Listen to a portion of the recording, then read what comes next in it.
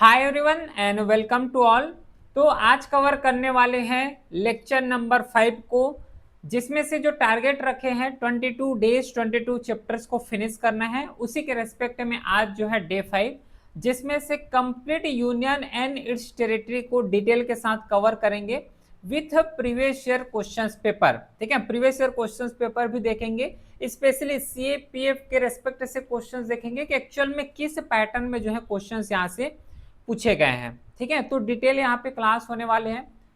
As usual कोई भी query हो तो व्हाट्सएप नंबर है, मैसेज कर सकते हो। साथ ही साथ इस क्लास का जो पीडीएफ है ये भी टेलीग्राम चैनल में अपलोड हो जाता है, लिंक जो है डिस्क्रिप्शन में दिया हुआ है। सीधा स्टार्ट ही करते हैं इस चैप्टर को, जिसमें से कंप्लीट यूनियन और इसका टेरिटरी को डिस्कस करते हैं।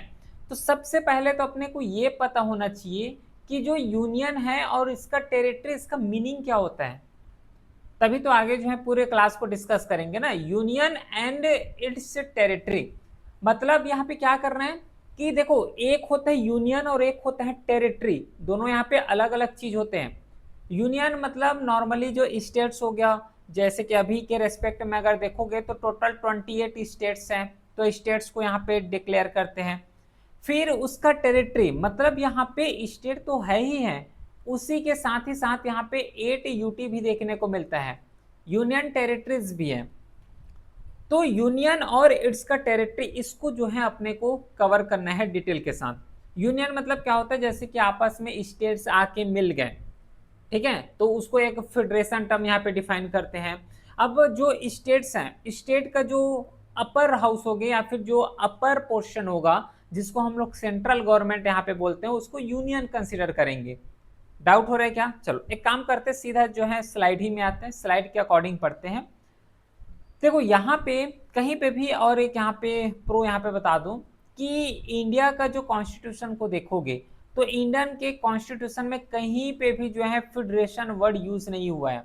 आगे मैं डिस्कस करूंगा कि स्टेट्स और फेडरेशन, यूनियन और फेडरेशन, इन दोनों में एक्चुअल में डिफरेंस क्या होते हैं, आगे मैं इसके बारे में डिस्कस करूंगा। लेकिन सबसे पहले तो ये बताओ कि जो आर्टिकल फर्स्ट है, ये आर्टिकल फर्स्ट क्लियरली डिफाइन किए गए हैं कि India, India that is Bharat, union of state मतलब स्टेटों से मिल के इंडिया। और स्टेट देखो ऐसा थोड़ा होगा कि अलग अलग स्टेट है और अलग अलग स्टेट को आके मिला दो तो उसको जो है पूरा यूनियन डिफाइन कर देंगे। ये कॉन्सेप्ट को आप फेडरेशन बोले जाते हैं। फेडरेशन का एक्चुअल में मीनिंग क्या होता है कि बहुत सारे यहाँ पे स्टेट हैं। फेडरेशन का एक एग्जांपल जैसे कि यहाँ पे लेते हैं, यूएसए हो गया। यूएसए एक फेडरेशन से मिलके बना हुआ है, तो आपस में स्टेट आए, आपस में स्टेट जो है एग्रीमेंट किए, एग्रीमेंट करने के बाद जो है एक सेंट्रल बना दिए जिसका नाम यहाँ पे यूएसए है, उसको जो है फेडरेशन बोलते हैं। लेकिन यहाँ पे भारत को क्या बोलेंगे, यूनियन ऑफ स्टेट्स, मतलब स्टेट्स तो हैं, स्टेट को मिला के यहाँ पे यूनियन बना हुआ है, स्टेट को मिला के यहाँ पे क्या बना हुआ है, यूनियन बना हुआ है। तो ये फिर बोलोगे कि भाई जब फेडरेशन का मतलब भी स्टेट को मिला के बन रहे हैं और यहाँ पे यूनियन को भी स्टेट को मिला के बता रहे हो, लेकिन ऐसा नहीं है। यूनियन मतलब क्या होता है, जिसमें से कोई एग्रीमेंट यहाँ पे नहीं होता, सेंट्रल पावर ही यहाँ पे एक्सरसाइज होते हैं। ठीक है, जैसे कि फेडरेशन में क्या होता है, यहाँ पे प्रॉपर एग्रीमेंट होता है। और इसमें एक और यहाँ पे दिक्कत होता है कि फेडरेशन में क्या है कि स्टेट तो एग्रीमेंट से बना हुआ है, आपस में मिले जो हुए हैं वो एग्रीमेंट से हुए हैं, तो स्टेट यहाँ पे जब चाहे तब जो है अपने को इंडिपेंडेंट जो है डिक्लेयर कर सकता है। लेकिन यूनियन के केस में नहीं होता। यूनियन एक सिंगल गवर्नमेंट होता है जिसके अंदर पूरा स्टेट यहाँ पे आते हैं। आई होप जो है समझ आया होगा। ठीक है, तो यहाँ पे यूनियन, इंडिया यूनियन है लेकिन फेडरेशन नहीं है। जैसे कि यहाँ पे यूएसए हो गया, यूएसए एक फेडरेशन की कैटेगरी में आते हैं। और शेड्यूल 1 में स्पेसिफिकली यहाँ पे मेंशंस किए गए हैं, क्या मेंशंस किए गए हैं कि यहाँ पे जो ओवरऑल इंडिया है वो स्टेट हो गया, यूटी हो गया, और जितना भी टेरिटोरियल जुरिस्डिक्शंस है वहां से मिल के जो है एक यूनियन बना हुआ है, एक इंडिया प्रॉपर यहाँ पे फॉर्मेशन लिए गए हैं। एट प्रेजेंट अगर देखोगे तो 28 स्टेट है ना, यूनियन टेरिटरी 8 है।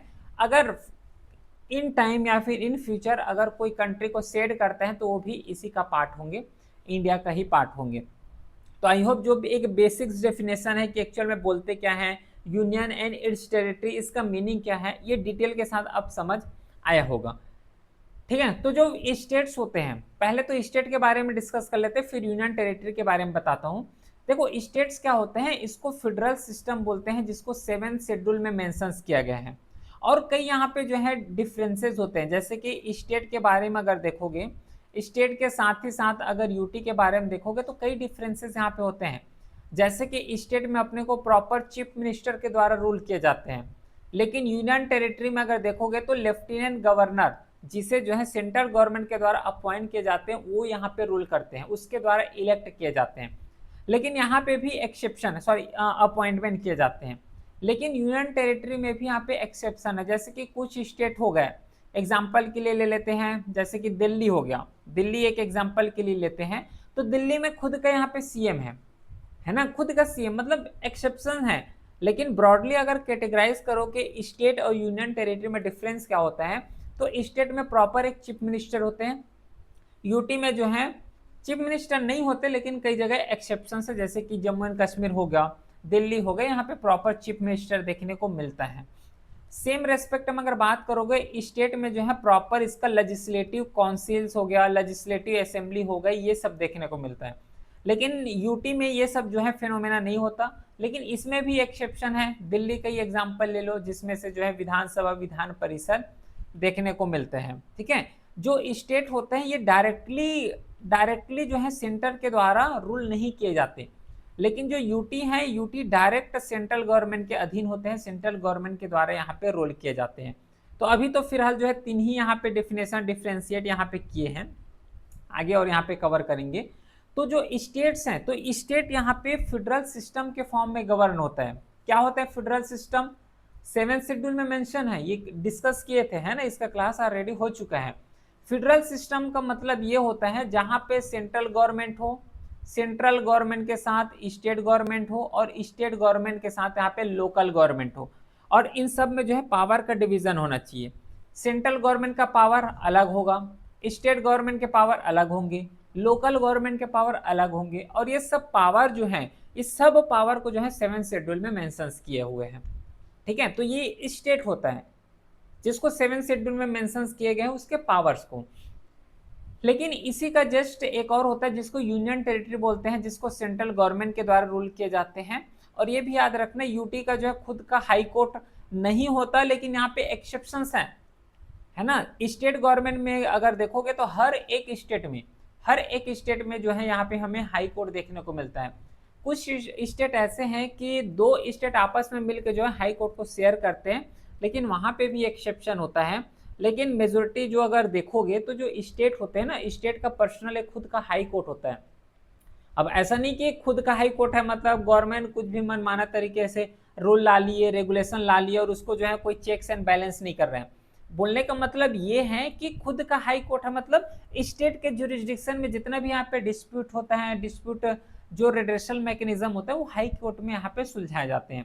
लेकिन यूटी में क्या होता है, यूटी में प्रॉपर खुद का हाई कोर्ट नहीं होता, लेकिन कुछ का, जैसे कि जम्मू एंड कश्मीर हो गया, इसका खुद का हाई कोर्ट होते हैं। लद्दाख हो गए, इसका खुद का यहाँ पे हाई कोर्ट है, बल्कि यूटी के कैटेगरी में आते हैं, लेकिन खुद का हाई कोर्ट तो है। दिल्ली हो गए, यहाँ पे भी खुद का हाई कोर्ट है। अच्छा, एक और चीज यहाँ पे डाउट में आ सकते हैं, डाउट क्या आ सकते हैं कि भाई एक तो सेंट्रल गवर्नमेंट हो गया, एक यूनियन गवर्नमेंट हो गए। सपोज करो कि अगर मान लो गवर्नमेंट चाहे, गवर्नमेंट अगर ये चाह रहा है कि भी अपने को तो फॉरेन टेरिटरी को अपने कब्जे में करना है, इंडिया चाह रहा है कि अपने को दूसरे देश की जो लैंड है, जो जमीन है, अपने देश में मिलाना है, तो क्या ये संभव है? क्या ये हो सकता है कि नहीं हो सकता? ध्यान रखना, ये सब चीज हो सकता है। इंडियन जो है यहाँ पे एक्वायर कर सकते हैं कई, जैसे कि गोवा हो गए, गोवा को एक्वायर ही तो किए हैं। पुडुचेरी हो गया, पुडुचेरी को तो फॉरेन टेरिटरी को इंडिया में सेट तो किए हैं, है ना, इंक्लूड तो किए हैं इंडिया में। समझ पा रहे हो? तो एक्वायर कर सकते हैं, लेकिन अगर एक्वायर करते हैं तो उसको सेंट्रल गवर्नमेंट के द्वारा रन किए जाएंगे कि स्टेट गवर्नमेंट के द्वारा, ये यहाँ पे फिट आउट आएगा। तो ध्यान रखना, एक्वायर करने के बाद वो सीधा जो है सेंट्रल गवर्नमेंट के द्वारा रूल किए जाते हैं, लेकिन एज सच अभी तक कोई सेपरेट इसका कॉन्स्टिट्यूशन प्रोविजंस नहीं बनाए गए हैं, है ना, इस चीज को यहाँ पे ध्यान में रखना। कुछ यहाँ पे यूनियन टेरिटरीज रहे हैं जिसको एट प्रेजेंट स्टेट के नाम से जानते हैं, जैसे कि हिमाचल प्रदेश हो गया, मणिपुर हो गए, गोवा हो गए, ये पहले जो है यूनियन टेरिटरी के कैटेगरीज में रखे गए थे। अब जो है इसको अब जो है इसको पहले तो यूनियन टेरिटरी रहे, अब इसको स्टेट के फॉर्म में रन कर दिए। लेकिन एक चीज और यहाँ पे आएगा, क्या भाई कि नॉर्मल स्टेट है तो स्टेट स्टेट ही बना देते हैं, अब ये यूनियन टेरिटरी बनाने की जरूरत क्यों पड़ा? मस्त तो स्टेट है, स्टेट में खुद का सीएम हो गया, गवर्नर हो गया, जिसको प्रॉपर तरीके से फंक्शंस कर रहे हैं, तो यूनियन टेरिटरी बनाने की जरूरत ही क्यों पड़ा? यूटी क्यों बना जब यहाँ पे स्टेट्स हैं? तो देखो ऐसा रीजन दिए जाते हैं कि पॉलिटिकली यहाँ पे थोड़ा सा नीड हो गया, एडमिनिस्ट्रेशन थोड़ा सा कन्वीनियंस हो जाएंगे अगर यूटी बनाते हैं तो, कल्चरल यहाँ पे बहुत ज़्यादा डिफरेंसेस हैं, स्ट्रेटेजिक व्यू पॉइंट से भी यहाँ पे यूनियन टेरिटरी बना दिए जाते हैं। तो कई यहाँ पे जो है एम है जिसके थ्रू यहाँ पे यूनियन टेरिटरीज बनाए जाते हैं, और ये कुछ यहाँ पे नीड रहे हैं जिसके थ्रू यूनियन टेरिटरीज यहाँ पे बनाए हैं। तो आई होप समझ आया होगा स्टेट यूनियन टेरिटरीज, क्योंकि ये पूरा जितना भी क्लासेस को देखोगे बहुत ज़्यादा डिटेल क्लास हो रहा है ना, कुछ ज़्यादा मतलब बहुत डेप्थ तक जा रहा है एक्चुअल में, एनालिटिकल जिस पैटर्न में अभी जो है सीएपीएफ क्वेश्चंस पूछ रहे हैं, सीडीएस में आ रहे हैं, एनडीए में आ रहे हैं, उसी को टच करते हुए जो है एनालिटिकल वे में जा रहे हैं। तो यूनियन टेरिटरी इसका जो है प्रॉपर आर्टिकल है जिसके थ्रू कॉन्स्टिट्यूशन में इसको ऐड किए गए हैं। जैसे कि आर्टिकल फर्स्ट जो है ये बताता है कि नेम और टेरिटरी ऑफ इंडिया, कि मान लो अगर फॉरेन टेरिटरी को इंडिया में सेट किए हो, कैप्चर किए हैं या फिर कब्जा किए हो, तो उसका नाम क्या रखोगे, ये सब जो है आर्टिकल फर्स्ट में बताए हुए हैं। आर्टिकल सेकेंड में किस तरीके से एडमिनिस्ट्रेशन होना, किस तरीके से नए स्टेट को जो है यहाँ पे इंडिया में एमलगमेशन करना है ना, कैसे जो है न्यू स्टेट का फॉर्मेशन करना है, ये सब जो है आर्टिकल सेकेंड में मेंशन किए हुए हैं। फिर आर्टिकल जो 2A है ना, इसको रिपील कर दिए गए हैं, है ना, रिपील हो गया है, तो इसको रफली जो है ये सिक्किम के रेस्पेक्ट में मेंशन किए गए थे, लेकिन अभी जो है ये उतना ज़्यादा यूजफुल नहीं है। ठीक है, इतना समझ आया? चलो अब थोड़ा सा आर्टिकल थर्ड के बारे में अगर देखोगे तो ये आर्टिकल थर्ड ये बताता है फॉर्मेशन और अल्टरेशन ऑफ स्टेट। सपोज करो यहाँ पे कोई एक स्टेट है एग्जिस्ट कर रहे हैं, अब बस ये भी यहाँ पे होता है ना कि ये होता है कि चलो इसका नाम को चेंज कर देते हैं, या फिर ये स्टेट जो है ना बहुत बड़ा है, तो बहुत बड़ा है तो इसकी वजह से क्या हो रहा है, यहाँ पे अच्छे तरीके से जो है एडमिनिस्ट्रेशन नहीं कर पा रहे हैं, तो क्या कर दिया जाता है, इसको जो है 2 पार्ट में कवर कर दिए, 2 पार्ट में बांट दिए। तो ये किसके थ्रू होगा? ऐसा थोड़ा ना कि कोई एमएलए एमपी जाए विधानसभा में पारित के बस निपटा दिए सब काम को एक ही बार में, सत्यानाश वाला जो बोलते हैं ना, वो कॉन्सेप्ट यहाँ पे कर देंगे, ऐसा नहीं। यहाँ प्रॉपर कॉन्स्टिट्यूशन में प्रोसीजर है, कॉन्स्टिट्यूशन में मेंशंस किए गए हैं। आर्टिकल 3 जो है थर्ड जो है ये डेडिकेटेड यहाँ पे बताता है कि अगर फॉर्मेशन करना है या फिर स्टेट को अल्टर करना है तो क्या इसका प्रोसीजर होता है, न्यू स्टेट अगर बनाना है या फिर एरिया को चेंज करना है, बाउंड्री को चेंज करना है या फिर नेम को चेंज करना है, तो प्रॉपर कॉन्स्टिट्यूशन में मेंशंस किए हुए हैं। और इसका प्रोसीजर क्या है कि सबसे पहले अगर इसको चेंज करना है तो जो स्टेट गवर्नमेंट है तो स्टेट गवर्नमेंट यहाँ पे बिल पारित करेंगे, लेकिन बिल पारित करने के लिए उसको जो है प्रेसिडेंट का रिकमेंडेशन चाहिए। प्रेसिडेंट का जब तक रिकमेंडेशन नहीं मिलेगा तब तक जो है बिल को पारित नहीं कर सकते। क्यों पारित नहीं कर सकते? इसका जो है सिंपल सा लॉजिक ये है, 2 टाइप के यहाँ पे गवर्नमेंट होते हैं, एक को यहाँ पे बोले जाते हैं हेड ऑफ स्टेट और एक को यहाँ पे बोले जाते हैं हेड ऑफ गवर्नमेंट। 2 टाइप के यहाँ पे हेड होते हैं। तो हेड ऑफ गवर्नमेंट जो होता है ना वो प्राइम मिनिस्टर होते हैं जो इलेक्ट करके जाते हैं, है ना, और जो हेड ऑफ स्टेट है ना ये प्रेसिडेंट होते हैं। इस चीज को यहाँ पे ध्यान में रखो, हेड ऑफ स्टेट वो प्रेसिडेंट है, राष्ट्रपति होते हैं, और हेड ऑफ जो गवर्नमेंट होता है ना ये प्राइम मिनिस्टर होते हैं। तो भाई अब देखो स्टेट को अल्टर करना है, तो स्टेट को अल्टर करना है तो विदाउट हेड के परमिशन कर पाओगे क्या? नहीं होंगे। इसीलिए जो यहाँ पे कॉन्स्टिट्यूशन में क्लियरली मेंशंस किए हुए हैं कि हेड ऑफ जो स्टेट है ना, जो प्रेसिडेंट है, उसका प्रॉपर अपने को रिकमेंडेशन चाहिए, तब जाके जो है इसको अल्टर कर सकते हो। साथ ही साथ यहाँ पे जो स्टेट लेजिस्लेचर है उसका भी यहाँ पे कंसल्टेशन लेना जरूरी है। ऐसा नहीं कि बस मनमाना तरीके से जो है यहाँ पे पारित कर दिए, प्रेसिडेंट गवर्नर जो यहाँ पे एसेंट कर दिया और दोनों को अलगाव कर दिए, ऐसा नहीं। लेकिन यहाँ पे ये भी चीज़ है कि जो पार्लियामेंट है तो पार्लियामेंट जो है यहाँ पे बाइंडिंग भी नहीं होते, not binding on parliament, parliament के रेस्पेक्ट में बाइंड भी नहीं होते। लेकिन सपोज करो अगर यूनियन टेरिटरी को अगर चेंज करना है तो अभी तो स्टेट के बारे में डिस्कस कर लिए, प्रोसीजर यहाँ पे डिस्कस किए। सपोज अगर यूनियन टेरिटरी को अगर जो है चेंज करना है तो यहाँ पे कोई कंसल्टेशंस के एक्चुअल में नीड नहीं होता है। यहाँ पे पार्लियामेंट जो है इंडिपेंडेंट है, क्यों पार्लियामेंट यहाँ पे इंडिपेंडेंट है? क्योंकि देखो पार्लियामेंट के बारे में अगर देखोगे तो पहले बात ये सेंट्रल लेवल है, सेंट्रल है ना, सेंट्रल गवर्नमेंट यहाँ पे बैठती है, सेंट्रल गवर्नमेंट यहाँ पे बैठ रही है और यूनियन टेरिटरी किसके द्वारा रूल किए जाते हैं? सेंट्रल गवर्नमेंट के द्वारा रूल कर रहे हैं। तो लॉजिकल सी बात है, जब सेंट्रल गवर्नमेंट के द्वारा यहाँ पे रूल किए जा रहे हैं तो सेंट्रल गवर्नमेंट चाहे तो इसको जो है यहाँ पे अलग करे, इसका नाम चेंज करिए, स्टेट गवर्नमेंट को कोई फर्क नहीं पड़ता ना। मैं बात कर रहा हूँ यूटी के रेस्पेक्ट में, यूनियन टेरिटरीज के रेस्पेक्ट में बात कर रहे हैं। Got it? तो आई होप जो है समझ आया होगा ये वाले पॉइंट। बाकी आर्टिकल 4 जो है ये आर्टिकल 2, आर्टिकल 3 में जो इंक्लूड है उसके बारे में यहाँ पे डिस्कस करते हैं। 1st और 4th शेड्यूल को अमेंड कैसे करना है, सप्लीमेंट, इसके बारे में ये जो है आर्टिकल 4 यहाँ पे डिस्कस करते हैं। अब इसी के चैप्टर में ना कुछ इंपॉर्टेंट कॉन्सेप्ट दिए हुए हैं, वो कॉन्सेप्ट जो है एक्चुअल में डायरेक्टली और इनडायरेक्टली जो है क्वेश्चंस में पूछे जाते हैं और पूछे जा चुके हैं, कई बार जो है इस क्वेश्चंस को पूछे जा चुके हैं। देखो 2 टर्म यहाँ पे होता है, हालांकि इसके बारे में डिस्कस कर चुके हैं। एक टर्म यहाँ पे होता है वो यूनियन होता है और दूसरे टर्म को यहाँ पे फेडरेशन बोलते हैं, लेकिन दोनों में डिफरेंस होता है ना, नो डाउट यहाँ पे दोनों में डिफरेंस है। देखो यूनियन टेरिटरी क्या होता है, यूनियन टेरिटरी में जो सेंट्रल गवर्नमेंट को अगर देखोगे ना तो बहुत ज़्यादा स्ट्रांग होते हैं, लेकिन फेडरेशन में देखो क्या है, यूनियन टेरिटरी में स्टेट होंगे और स्टेट का एक सेंट्रल गवर्नमेंट होगा, ठीक है, लेकिन स्टेट अलग अलग नहीं होंगे। बोलने का मतलब ये है कि कोई एग्रीमेंट से स्टेट नहीं बनेगा। एग्जाम्पल अगर इंडिया का ही अगर देखोगे तो इंडिया को जो है यूनियन बोले जाते हैं, क्यों यूनियन बोले जाते हैं? इंडिया जो है एक यूनियन नेशन क्यों बोले जाते हैं? क्योंकि यहाँ पे आपस में जो स्टेट है ना, टोटल 28 स्टेट, तो आपस में कहीं पे भी जो है यहाँ पे एग्रीमेंट नहीं किए हुए हैं कि भाई हम भी मर्ज हो जाएंगे, हम भी मर्ज हो जाते, ऐसा नहीं। लेकिन एग्जाम्पल अगर यूएसए का लोगे तो यूएसए जो है जितना भी स्टेट हैं ऑलमोस्ट जो है वहाँ पे 52 स्टेट्स हैं, तो 52 स्टेट्स आपस में मिल के यहाँ पे एग्रीमेंट किए हुए हैं कि भाई हम जो है इसी का पार्ट है, यूएसए का पार्ट है, इस तरीके से। लेकिन क्या होता है कि अगर ये जो यूएसए का कोई पर्टिकुलर एक स्टेट चाहे कि हम जो है यहाँ पे अलग होना चाहते हैं तो वहाँ पे पॉसिबल है, वहाँ पे पॉसिबल हो जाएगा। क्यों पॉसिबल हो जाएगा? क्योंकि ये खुद ही एग्रीमेंट से बना हुआ है, इसलिए तो यहाँ पे जो है डुअल सिटीजनशिप का कॉन्सेप्ट फॉलो होता है। डुअल सिटीजनशिप, जैसे कि इंडिया में अगर देखोगे तो इंडिया में सिंगल सिटीजनशिप फॉलो होता है।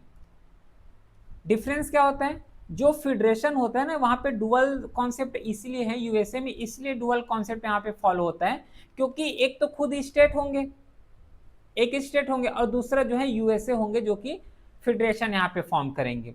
लेकिन इंडिया के केस में ऐसा नहीं होता, यूनियन के केस में ऐसा नहीं होता, जो सेंट्रल गवर्नमेंट है उसी का ही यहाँ पे रूल होगा, उसी के द्वारा यहाँ पे सिटीजनशिप पास किए जाएंगे। ठीक है, तो आई होप इसके बारे में समझ आया होगा। बाकी कुछ बोले जाते हैं इंडस्ट्रियल यूनियन कॉन्सेप्ट, जैसे कि इंडिया को देखोगे तो इसको industrial union of destructible state बोलते हैं। क्यों ऐसा बोलते हैं डिस्ट्रक्टिबल स्टेट? डिस्ट्रक्टिबल स्टेट का कॉन्सेप्ट जो ये होता है कि देखो यहाँ पे टोटल इस तरीके से 28 स्टेट हैं, ये 28 स्टेट को मिला के यहाँ पे क्या बना है? यूनियन बना है, लेकिन आपस में कोई एग्रीमेंट नहीं है। लेकिन यूएसए क्या होता है? Industrial union of industrial state, मतलब इंडस्ट्रियल स्टेट का मतलब ये होता है कि आपस में ये लोग भी तो अलग अलग नेशन ही है, अलग अलग स्टेट है, लेकिन इसका अलग अलग स्टेट के पास इतना पावर होता है कि खुद का अपना एक नेशन बना ले, यूएसए से अलग हो जाए। समझ पा रहे हो इस चीज को? ठीक है, यूएसए से जो है ये अलग हो जाए तो उसको क्या बोले जाते हैं? इंडस्ट्रियल स्टेट बोले जाते हैं। समझ आया? आई होप जो है ये कॉन्सेप्ट है समझ आया होगा। तो बाकी टेरिटरी और यूनियन ऑफ इंडिया इसके बारे में तो डिस्कस कर ही चुके हैं, अभी कई पॉइंट में इसके बारे में डिस्कस किए हैं। फिर नेक्स्ट जो कॉन्सेप्ट जिसको अपने को यहाँ पे कवर करना है वो है exchange of territory and state reorganisation. जरूरत पड़ जाते हैं, स्टेट है तो स्टेट को यूटी बनाना हो, यूटी है तो इसको स्टेट बनाना हो, तो यहाँ पे कई जगह जरूरत पड़ते हैं। अभी जैसे कि रिसेंटली देखे होंगे आर्टिकल 370 जिससे ये रिवोक यहाँ पे किए गए हैं, उसमें क्या हुआ? स्टेट को यूनियन टेरिटरी बनाया है। और अभी रिसेंटली यहाँ पे जो लद्दाख है, लद्दाख को भी अलग करके जो है यूटी बना दिए गए हैं। तो एक्सचेंज अगर करना है टेरिटरी का तो सोल जो पावर होता है, अल्टीमेट जो पावर होते हैं वो पार्लियामेंट के पास होते हैं, पार्लियामेंट के पास होते हैं। अगर एक लॉजिक लगाओ, अगर हर एक यूटी को पावर दे दिए जाते कि जो है बाउंड्री वाउंड्री जितना भी है उसको सबको चेंज कर दो, तो सब लोग ना अपने अकॉर्डिंग चेंज करना स्टार्ट कर देंगे। ये मान लो एक यूनियन टेरिटरी है, ये मान लो बी यूनियन टेरिटरी है, अगर इसका बॉर्डर अगर लगा हुआ है इस तरीके से, तो ये चाहेगा ये ए और बी है, बी चाहेगा ए में घुस जाए, ए जो है बी में घुस जाएगा, बाउंड्री मैच करेगा ना अगर एक्सपांशन करेंगे तो। अगर ये हर एक यूनियन टेरिटरी को ये पावर दिए रहते तो, लेकिन यहाँ पे पार्लियामेंट के पास ये पावर है, आर्टिकल 3 में मेंशन किए हैं कि चाहे तो स्टेट का जो बाउंड्री है, जो एरिया है, इसको इंक्रीज कर सकते हैं या फिर डिक्रीज कर सकते हैं, लेकिन यहाँ पे फॉरेन टेरिटरी को सेट नहीं कर सकते भाई। यूनियन टेरिटरी में cannot set territory to a foreign country, जिसकी अभी बेरूबेरी केस आया था ना 1960 में, उस समय का बात है, वहां पे ये जजमेंट यहाँ पे दिए गए थे। लेकिन सपोज करो अगर टेरिटोरियल अगर सेस कर रहे हो, दूसरे टेरिटरी को यहाँ पे कैप्चर कर रहे हो, तो उसके लिए जो यहाँ पे प्रॉपर अमेंडमेंट है, जैसे कि 100 कॉन्स्टिट्यूशनल अमेंडमेंट हो गए, जिसमें से एक्सचेंज किए गए थे इंडिया और बांग्लादेश के बीच, है ना, हिस्ट्री में सबको डिस्कस किए हैं। बेरूबेरी केस में जो है इसको ट्रांसफर किए गए थे। चलो, तो कुछ यहाँ पे स्टेट हैं जिसका नेम पहले थे, पहले या तो पहले यूटी रहे होंगे, जिसको यहाँ पे चेंज किए गए, जैसे कि यूपी हो गया, तो यूपी यूनाइटेड प्रोविंस से पहले, तो इसका नाम जो है कन्वर्ट करके क्या कर दिए गए हैं, उत्तर प्रदेश किए गए हैं। मद्रास जो है 1969 में मद्रास को जो यहाँ पे तमिलनाडु किए हैं, मैसूर को कर्नाटका किए हैं, जो लक्षद्वीप हो गया, फिर मिनी कॉय या फिर अमीनी द्वीप आइलैंड हो गए, इसको जो है लक्षद्वीप में कन्वर्ट किए गए हैं। एनसीटी को न्यू दिल्ली हो गया, है ना, उत्तरांचल एट प्रेजेंट अभी उत्तराखंड के नाम से जानते हैं, पोंडुचेरी को पुडुचेरी किए, ओडिशा को ओडिशा यहाँ पे किए गए हैं। तो यहाँ पे नाम चेंजेस हुए हैं, है ना, और ये किसके थ्रू किए गए हैं, पार्लियामेंट के थ्रू किए गए हैं, आर्टिकल 3 का यूटिलाइज करते हुए। लेकिन इसको ये सब करना बहुत ज़्यादा उतना ज़्यादा मतलब डिफिकल्टी अगर बोलोगे ना तो डिफिकल्टी आता है। ऐसा नहीं कि कोई भी मेंबर आए पार्लियामेंट में पारित किया और जो है इसको अल्टर कर दिए, उसके लिए भी बहुत ज़्यादा यहाँ पे प्रोसीजर होता है, डिफिकल्टी होते हैं। और इन्हीं सब को जो है यहाँ पे सॉल्व करने के लिए कई ऑर्गेनाइजेशंस यहाँ पे फॉर्म किए जाते हैं, जो कि नॉर्मली यहाँ पे रीऑर्गेनाइजेशंस एक्ट के फॉर्म में देखे जाते हैं। और इसको जो है डायरेक्टली हिस्ट्री के साथ भी रिलेट कर सकते हैं कि जब इंडिया इंडिपेंडेंस हुए, तो इंडिया इंडिपेंडेंट होने के बाद एक मेजर डाउट ये रहा है कि उसको रन कैसे करें। अब रन करने के लिए स्टेट तो बना दिए, अब स्टेट बना तो दिए, लेकिन उसमें भी प्रॉब्लम आ रहा है कि किसके बेसिस में स्टेट बनाए। अगर स्टेट बनाना है तो किसके बेसिस में स्टेट अपने को बनाना है, लैंग्वेज के बेसिस में या फिर डाइवर्सिटी के बेसिस में, किसके बेसिस में। तो इसके लिए कई ऑर्गेनाइजेशन यहाँ पे लाए गए थे, कई कमीशन एस्टैब्लिश किए गए थे गवर्नमेंट के द्वारा, जिसके थ्रू गवर्नमेंट को गाइड कर सके कि एक्चुअल में हमें किस बेसिस में, अगर लैंग्वेज के बेसिस में अगर वहाँ पे उस समय स्टेट बनाते तो और डिवाइड हो जाते, ये जो है हमारे जितना भी कॉन्स्टिट्यूशन मेकर रहे हैं उसको डर था। कल्चर के बेसिस में बनाएंगे तो अपने ही कल्चर को प्रमोट करना स्टार्ट करेंगे। लेकिन फाइनली अल्टीमेटली देखोगे तो जो स्टेट उस समय बनाए गए थे वो लैंग्वेज के बेसिस में ही बनाए गए थे, है ना, लैंग्वेज ही था उस समय बेसिस जिसके थ्रू स्टेट का रीऑर्गेनाइजेशन किए गए थे 1951 में। और इसी के लिए जो है सबसे पहले कमीशन स्टैब्लिश किए गए थे, वो है धार कमीशन। धार कमीशन दिसंबर 1948, जिसमें ये बोले कि भाई अपने को लैंग्वेज के बेसिस में नहीं बनाना है, अपने को एडमिनिस्ट्रेटिव कन्वीनियंस के बेसिस में बनाना है। अब लॉजिकल यहाँ पे लगाओ, सपोज अगर एडमिनिस्ट्रेटिव कन्वीनियंस के बेस में तो बना दिए और वहाँ पे जो है डिफरेंट लैंग्वेज ग्रुप बोलने वाले लोग आ गए, ऑफिस में गए, गवर्नमेंट ऑफिस में वो अपने लैंग्वेज में बात कर रहे हैं, जो ऑफिस में जो बैठे हुए हैं ऑफिसर्स वो अपना लैंग्वेज समझते हैं, सामने वाले का लैंग्वेज ही नहीं समझ पा रहे हैं। तो ये जो है ये लॉजिक उस समय फ्लॉप हो गया कि अपने को एडमिनिस्ट्रेटिव कन्वीनियंस के बेस में नहीं बनाना, जब आपस में कम्युनिकेशन ही नहीं होगा तो फिर स्टेट बनाने का क्या फायदा। उसी के रेस्पेक्ट में बाद में एक और आया जेवीपी कमेटी।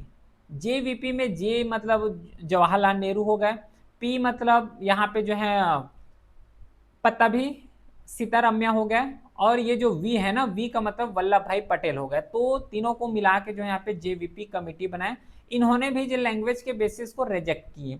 इसका मतलब समझ रहे हो क्यों यहाँ पे नहीं चाह रहे कि हम लैंग्वेज के बेसिस में बनाए। सपोज करो ये इंडिया है, ठीक है, ये इंडिया है, अगर इसको जो है लैंग्वेज के बेसिस में अगर डिफाइन कर दिया जाए तो एक मेजर प्रॉब्लम ये था कि यहाँ पे लैंग्वेज अलग बोले जाते हैं, साउथ में जाओगे तो अलग अलग स्टेट है जिसमें डिफरेंट डिफरेंट लैंग्वेज को यहाँ पे प्रायोरिटी दिए जाते हैं। तो ये लोग बाद में क्या करेंगे कि ये हमारा अगर सपोज करो ये किसी स्टेट का नाम है, अगर ये पर्टिकुलर एक लैंग्वेज को बोल रहे हैं तो ये अपना ये एजर्शंस करेंगे, सेंट्रल गवर्नमेंट से ये डिमांड करेंगे कि भाई अपने को अलग से देश दे दो, हमें अलग देश बनाना है। क्यों अलग देश बनाना है? क्योंकि यहाँ पे हम लोग अलग लैंग्वेज बोलते हैं। अगर सपोज करो एक को अगर सेपरेट स्टेट अगर मिल गया या फिर सेपरेट नेशंस का दर्जा मिल गया तो ये बाकी अदर में क्या इम्पैक्ट पड़ेगा, बाकी अदर स्टेट में क्या इम्पैक्ट पड़ेंगे कि जब एक को सेपरेट नेशन मिल सकता है तो बाकियों को नहीं। हमें क्यों सेपरेट इलेक्शन या फिर सेपरेट नेशन क्यों नहीं मिल सकते? इस तरीके से क्या होगा कि पूरे जो इंडिया है ना, एक तो उस समय एक और यहाँ पे दुख था कि पाकिस्तान उस समय अलग हो गए थे, है। तो एक दुख तो ये मना रहे थे कि पाकिस्तान अलग हो गए। अब और अगर लैंग्वेज के बेसिस में अगर इसको डिवाइड करोगे तो फिर बाद में एजर्ट करेंगे तो और ये अलग हो जाएगा इंडिया। तो इसलिए जो है बाद में इसको बहुत बार रिजेक्ट भी किए। देख लो यहाँ पे धार कमीशन हो गया, रिजेक्ट किए लैंग्वेज को। जेवीपी कमिटी हो गया, इन्होंने भी लैंग्वेज को रिजेक्ट किए। फिर अल्टीमेटली क्या हुआ, बहुत ज़्यादा स्ट्राइक होना स्टार्ट हो गया। स्ट्राइक इसलिए हुए कि अपने को जो है लैंग्वेज की बेसिस में नेशन बनाओ, ये जो है स्ट्राइक होना स्टार्ट हो गया। और इसी को क्योंकि आंध्र प्रदेश में बहुत ज़्यादा स्ट्राइक देखने को मिले, जैसे कि हंगर स्ट्राइक हो गया, और यही हंगर स्ट्राइक रहे हैं जो कि बहुत ज़्यादा ट्रिगरिंग पॉइंट रहे, क्योंकि एक पर्सन के यहाँ पे हंगर स्ट्राइक की वजह से डेथ हो गया।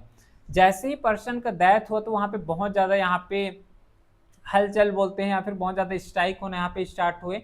गवर्नमेंट अल्टीमेटली प्रेशर की वजह से लैंग्वेज के बेसिस में फर्स्ट आंध्र प्रदेश स्टेट को यहाँ पे बना दिए गए, एक स्टेट का दर्जा दे दिए गए 1951 में। और ये फर्स्ट लिंग्विस्टिक स्टेट जो बनाए गए थे वो आंध्र प्रदेश को ही बनाए गए थे। फिर और यहाँ पे कमीशन लाए गए थे, जैसे कि फैजल अली कमीशन हो गए 1953 से 55, जिसमें से फजल अली चेयरमैन रहे हैं, के एम पनिकर हो गया, एच एन खुंजरू हो गए। इन्होंने क्या किए कि लैंग्वेज को एज अ बेसिस कंसीडर किए, लेकिन इन्होंने ये बोले कि वन लैंग्वेज और वन स्टेट का जो कॉन्सेप्ट बोल रहे थे ना लोगों के द्वारा, इसको रिजेक्ट कर दिए गए। इसलिए रिजेक्ट किए गए कि भाई लॉजिकल सी बात है, यहाँ पे अगर 550 लैंग्वेज अगर बोले जाते हैं तो 550 स्टेट थोड़ा ना बनाओगे, इंडिया को 500 स्टेट अलग अलग में थोड़ा ना बनाओगे। तो ये जो लॉजिक रहे ना वन लैंग्वेज वन स्टेट का, इसको यहाँ पे रिजेक्ट किए गए।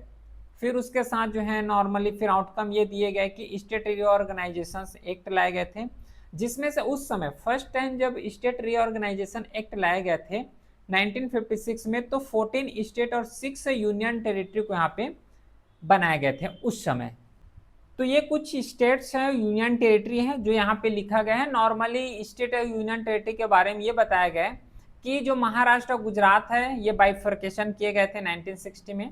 1961 में जो दादरा और नगर हवेली है इसको क्रिएशन किए गए थे 10th अमेंडमेंट के थ्रू, ठीक है। 10th अमेंडमेंट के थ्रू जो है इसको यहाँ पे अलग के मतलब क्रिएट किए गए थे दादर और नगर हवेली को। 1962 में गोवा हो गया, दमन दीव हो गया, पुडुचेरी हो गए, इसको यूटी डिक्लेयर किए गए थे। फिर 1966 हो गया, हरियाणा का यहाँ पे बनाए गए थे, हरियाणा स्टेट को बनाए गए थे शाह रिकमेंडेशन के थ्रू। फिर 1971 में हिमाचल प्रदेश का फॉर्मेशन किए गए। फिर 2000 में छत्तीसगढ़, उत्तराखंड, झारखंड हो गया। 2014 में तेलंगाना हो गए। तो इस तरीके से डिफरेंट डिफरेंट यूटी स्टेट्स हो गए, इन सब का फॉर्मेशन किए गए थे डिफरेंट डिफरेंट ऑर्गेनाइजेशंस के थ्रू और डिफरेंट डिफरेंट रिकमेंडेशन के थ्रू। अब ये जो है प्रॉपर फाइनल कंपैरिजन अब अच्छे से समझ आ जाएगा कि एक्चुअल में स्टेट और यूनियन टेरिटरी में क्या डिफरेंसेस हैं। जैसे कि स्टेट को देखोगे तो एक फेडरल नेचर के होते हैं, लेकिन यूनियन टेरिटरी यूनिटरी नेचर के होते हैं। यूनिटरी का मतलब क्या होता है, जिसमें सेंट्रल गवर्नमेंट के द्वारा रूल किए जाए। स्टेट में पावर का डिवीजन होता है, सेंट्रल का पावर अलग होंगे, स्टेट गवर्नमेंट के पावर अलग होंगे। लेकिन ये जो यूनियन टेरिटरी है यहाँ पे डायरेक्ट कंट्रोल किए जाते हैं।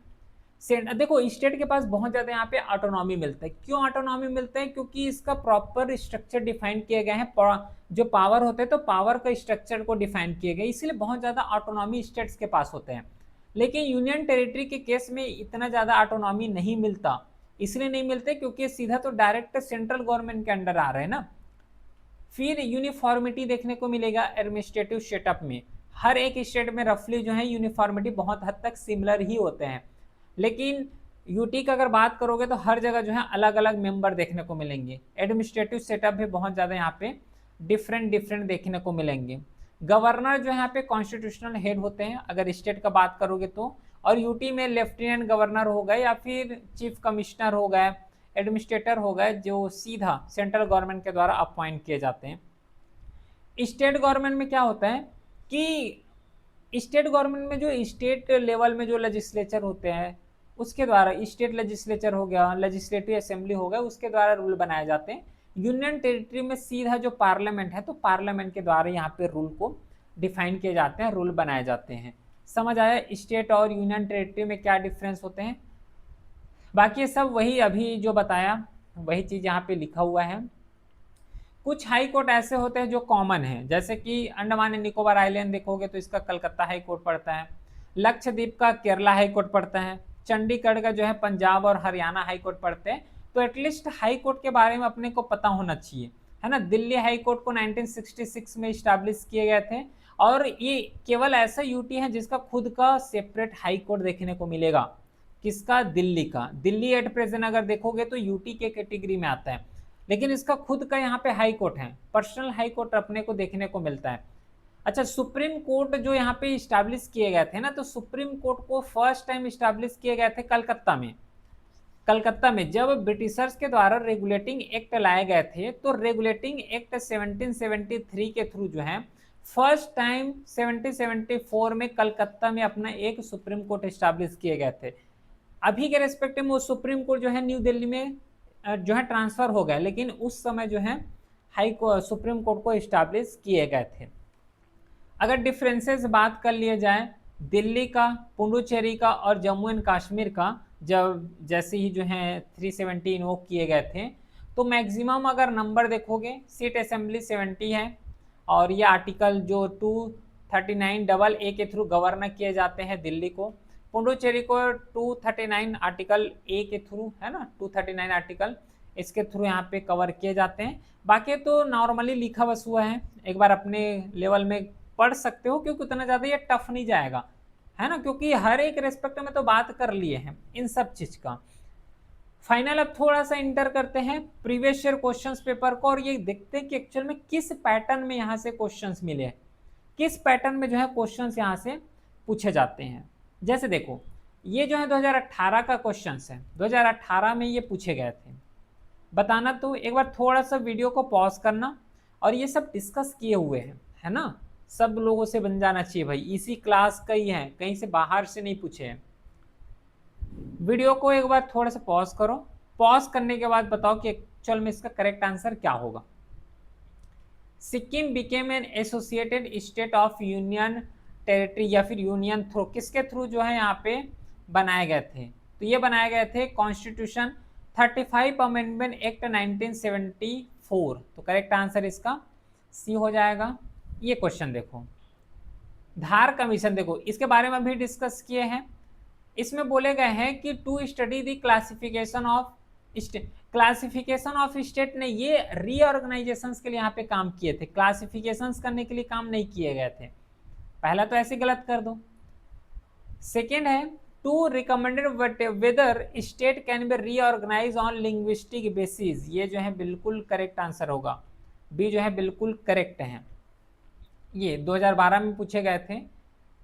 Which one among the following statement about the state reorganization act is not correct? Correct नहीं है।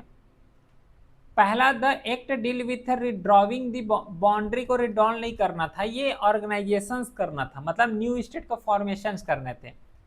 पास किए गए थे 1956 में। अच्छा, कौन करेक्ट पूछे गए ना, हाँ ये पहला ऑप्शन तो करेक्ट है भाई, करेक्ट है, बिल्कुल सही है। The act deal with the redrawing, बिल्कुल सही है। इट वॉज पास्ड इन 1956, बिल्कुल सही है, 1956 को पास किए गए थे। इट क्रिएटेड 14, हाँ डिस्कस तो किए थे जब रीऑर्गेनाइजेशन एक्ट किए गए थे ना 1956 में, तो टोटल उस समय 14 स्टेट्स बनाए गए थे। 14 स्टेट्स के साथ ही साथ 6 यूटी को रिकमेंडेड किए गए थे, मतलब 6 यूटी उस समय फॉर्म किए गए थे, ये भी बिल्कुल सही है।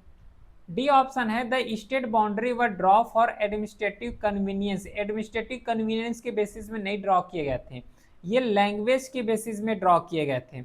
हालांकि देखो जैसे कि धार कमीशन हो गया, इन्होंने क्या किया कि एडवाइस तो दिए गए थे, यहाँ पे अभी डिस्कस किए ना, जो धार कमीशन है तो धार कमीशन ने एडवाइस किए, देखो यहाँ पे है, धार कमीशन ने एडवाइस किए गए थे एडमिनिस्ट्रेटिव कन्वीनियंस के बेस में, लैंग्वेज के बेसिस में धार कमीशन ने एडवाइस नहीं दिए गए थे। ठीक है, तो आई होप जो है क्वेश्चन समझ आया होगा ये क्वेश्चन। एज यूजल क्लास का पीडीएफ टेलीग्राम चैनल में अपलोड हो जाएगा, लिंक डिस्क्रिप्शन में दिया हुआ है।